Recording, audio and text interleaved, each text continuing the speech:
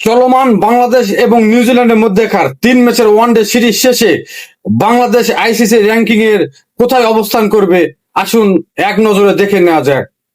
বর্তমান বাংলাদেশের rating point হচ্ছে 79। এই সিরিজ শুরুর আগে যেহেতু প্রথম ম্যাচে নিউজিল্যান্ডের কাছে বাংলাদেশ 26 রানে হেরে গেছে, সেহেতু নিউজিল্যান্ডকে হোয়াইট ওয়াশ করে বাংলাদেশের রেটিং পয়েন্ট 85 করার সুযোগটা হাতছাড়া হয়ে গেছে। তবে এখনো সুযোগ রয়েছে, যদি বাংলাদেশ পরবর্তী 2টি ম্যাচ জিততে পারে তাহলে তাদের রেটিং পয়েন্ট গিয়ে দাঁড়াবে 83-তে।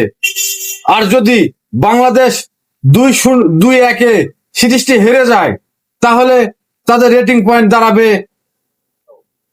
80-তে।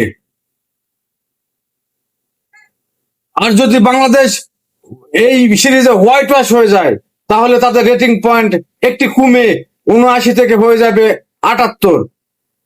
মূল কথা হচ্ছে, এই সিরিজে বাংলাদেশের র্যাঙ্কিং এ উন্নতি বা অবনতি হওয়ার কোনো সুযোগ নেই, বড়জোর রেটিং পয়েন্টটা বাড়ানোর একটা সুযোগ ছিল, যেটা আমরা প্রথম ম্যাচটা হেরে কিছুটা নিজেদেরকে বিপদের মুখে ঠেলে দিয়েছি।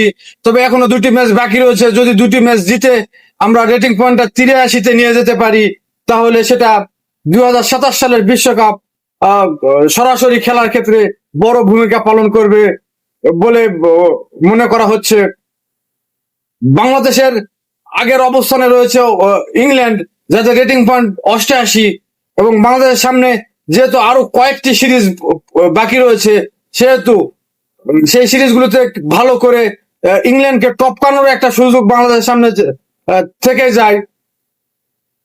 সেক্ষেত্রে বাংলাদেশকে অবশ্যই নিউজিল্যান্ডের সাথে পরবর্তী 2টি ম্যাচ জিতে নিজেদের রেটিং পয়েন্টটা 83-তে উন্নীত করার সুযোগটা এখনো থেকেই গেছে।